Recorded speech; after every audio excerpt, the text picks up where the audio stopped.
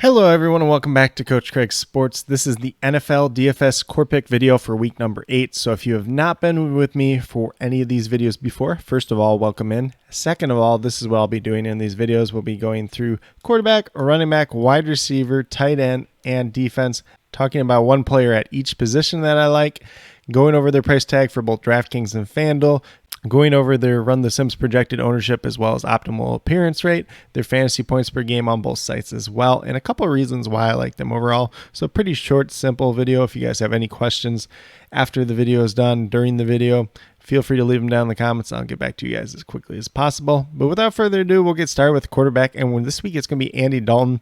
He is a very cheap play. He's $5,500 on DraftKings, $7,100 on FanDuel. So towards the lower tier of starting quarterbacks on both sites.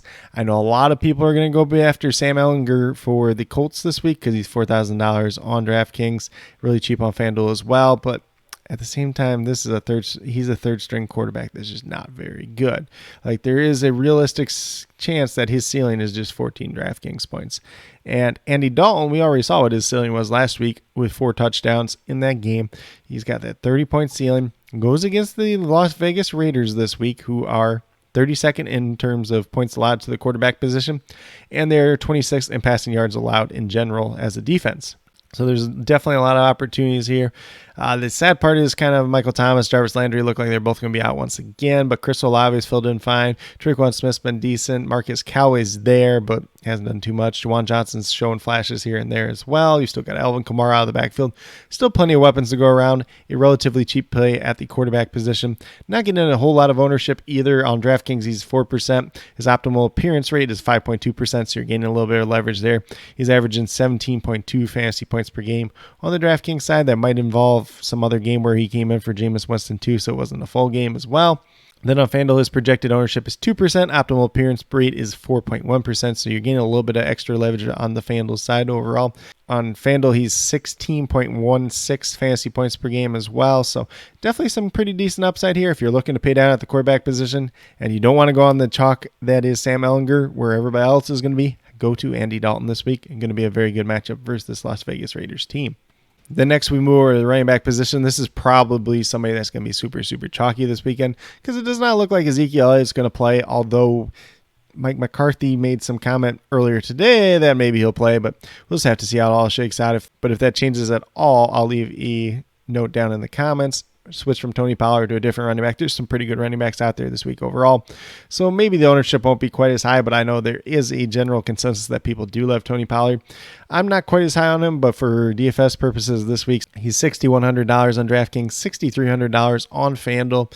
If he's going to get the full run, if Ezekiel Elliott's not playing, this is a guy that should be in your lineups regardless for his price tag on both sites.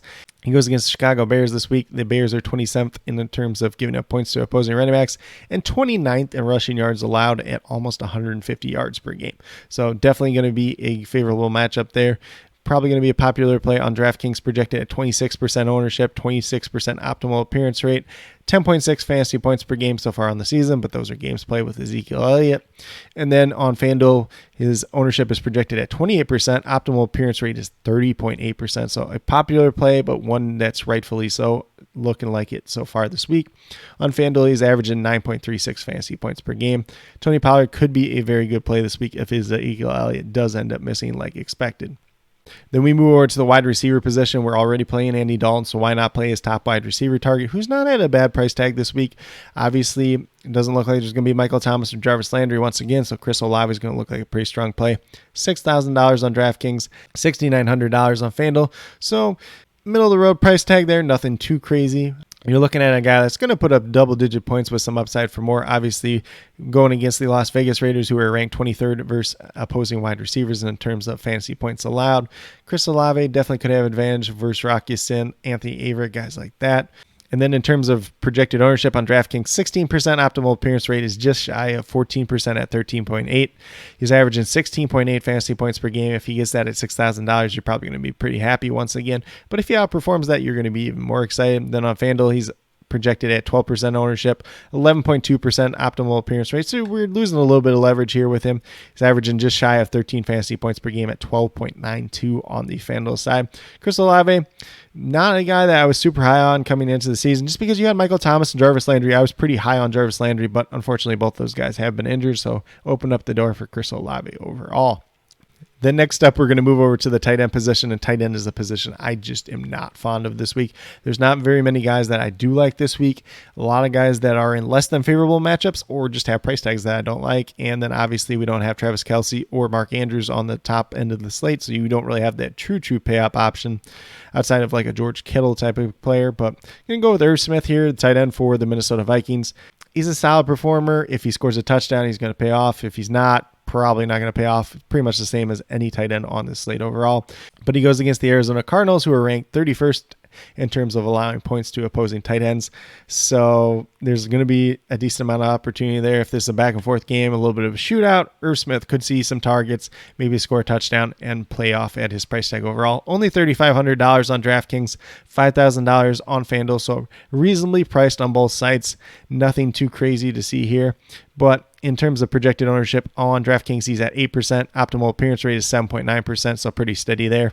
Averaging 7.3 fantasy points per game. And then on the FanDuel side, ownership of 8%. Optimal appearance rate is 7%, and averaging 5.83 fantasy points per game. Obviously, we're looking for at least 4 catches out of him, like 40 yards and a touchdown. If we get that on the DraftKings side, you're looking at 14 points. On the FanDuel side, you're looking at like 12 points. So that'd be a good play for his price tag overall this week. And then last but not least, in terms of defense, the defense that I'm rocking with as my core defense this week is going to be the Washington Commanders. Obviously, they're going against the Colts. It's a second-year unproven quarterback in Sam Ehlinger, who should be the third-string quarterback. And the fact that Matt Ryan's not playing, they benched him or whatever, he's got a shoulder injury anyways. I don't know why they're not starting Nick Foles. Apparently, they really like Sam Ehlinger for some reason, or they just really want to tank this year. But Sam Ehlinger is not a good quarterback. He was okay at Texas, had one of the worst pro days I've ever seen throwing the ball. His ball was just wobbling all over the place and everything too, but he's been all right in the preseason. I think people are overreacting to that, but he's playing against third stringers at the same time. So he's a great price tag, but unlikely to pay off at it. I think this Commanders defense is going to have their way with him. $2,600 on DraftKings, $3,400 on FanDuel. Lots of opportunities here. They're going to be a pretty popular defense. Obviously, anytime you're going against the 6th-round quarterback making his first career NFL start, that defense is going to be a little popular overall. But in terms of projected ownership on DraftKings, 7%. Optimal appearance rate is 7.1%. Averaging 5 fantasy points per game. Definitely looking for an uptick in there with Sam Ehlinger starting, hopefully getting some turnovers against him. And then on FanDuel, 11% projected ownership. Optimal appearance rate is only 6.4%, so a little bit negative leverage there. 5 fantasy points per game once again. But this is just the upside play, and if everybody's going to be on Sam Ehlinger, go with the defense going against him, and then stack that other cheap quarterback in Andy Dalton. This is the way that I'm going to build a lot of my slates this week. And, I think that's going to be a way that really pays off this week, or at least a way to be a lot different than the rest of the field, which is something that we try to do, especially in GPPs. But with that being said, these are my core 5 picks for NFL DFS week number 8. If you go with these 5 guys on DraftKings, you have $26,300 remaining. Just under $6,600 per player, so a good amount of money to spend over there. And then on FanDuel, if you go with the 5 players that I do have listed here, $31,300 remaining, just over $7,800. So on both sites, you have a pretty good chunk of change to still spend. Got a cheap quarterback on both sites, a running back that's reasonably priced. We got a cheap defense, a cheaper tight end compared to some of the other guys this week. So you're going to have quite a few different options there. Kind of tinker around just a little bit. If you want to switch out quarterback to somebody else, there's a couple few guys that I would consider this week, but I'm just not going all the way down to Sam Ehlinger. Personally, I'd rather go to Andy Dalton. He's still relatively cheap in his own right, and I just don't want to trust a guy like Sam Ehlinger, but that's kind of a story for a different day. We're not going to go too far down that rabbit hole. But with that being said, these are my core 5 picks for NFL DFS week number 8. As always, if you have any questions related to NFL DFS, be sure to leave them down in the comments below, and I'll get back to you as quickly as possible. Also, be sure to check out my NFL DFS cheat sheets over at WeBetATS.com. Once they are available, I'll leave a link down in the comments below. There's going to be one for DraftKings, one for FanDuel. Hopefully that helps you guys out quite a bit. If you haven't already, be sure to check out patreon.com/CoachCraigSports. I have my NFL DFS sheets over there as well for my player pool. tools, small donation for the month. If you're playing fantasy football, you also get access to the snap count spreadsheet, the matchup sheets, as well as my fantasy football rankings for every single week as well. Very, very small donation. Appreciate anybody that would consider doing that as well. But as always, if you have any questions, feel free to reach out to me, whether it's down in the comments or on Twitter at Coach Craig Sport. But with that being said, if you are new to my channel, please consider subscribing. Definitely would appreciate it. Helps to build the community that we're trying to build here at Coach Craig Sports, which is one that's truly for you, the viewers, helping you with your DFS. Right now, we got NFL and NBA DFS rocking. And then with that being said, if you are a newer current subscriber who is yet to do so, also be sure to hit that notification bell down below.